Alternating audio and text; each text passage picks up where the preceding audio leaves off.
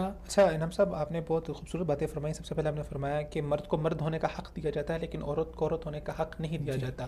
اگر یہ بات کریں ہم ہمارے جو ان ایریاز کے اندر جو ڈیولپ نہیں ہے، گاؤں دیہات ہے، وہاں پر ہو سکتا ہے کہ علم کی کمی ہو، لیکن ہمیں دیکھنے میں آتا ہے خاص کر جو ہمارے ترقی یافتہ ممالک ہیں، آپ امریکہ کو دیکھ لیں، یورپ کو دیکھ لیں، وہاں پر بھی یہ شرح بڑھ رہی ہے.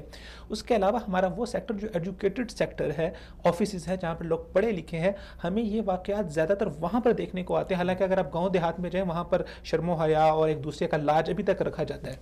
اس کی بنیادی وجہ عبید صاحب یہ ہے کہ ایک تو مائنڈ سیٹ ہے، مطلب سارے مردوں کا نہیں، ایک فریکشن ہے ہمارے پاس ان مردوں کا کہ جو خواتین کو ہراس کرنے پر یقین رکھتے ہیں، بلکہ وہ ان کا ایک پیشن بن جاتا ہے اور وہ ایک psychological sort of psychological illness کا شکار ہوتے ہیں. مرد کا جو مسکولین فیچر ہے وہ اس کو اس بات پہ ڈکٹیٹ کرتا ہے، اس کو موٹیویٹ کرتا ہے کہ وہ عورت کے اس پہلو کو ایکسپلائٹ کرے. ایک تو یہ بات ہے. دوسرا لیک آف ویلیو ہے.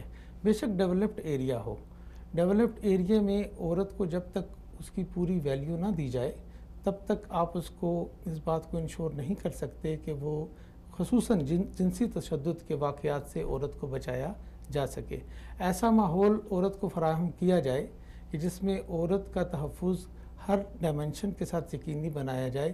اس طور پر اگر آپ دیکھیں تو ہمارے ترقی یافتہ ممالک میں ہر 8ویں 9ویں عورت ریپ ہو جاتی ہے. ٹھیک ہے، لیکن وہاں پر سارا میکنزم بھی ہے، ہر چیز کو واچ بھی کیا جاتا ہے، مانیٹر بھی کیا جاتا ہے، اور اس کا ریمیڈیل میکنزم بھی کسی طور پر موجود ہوگا.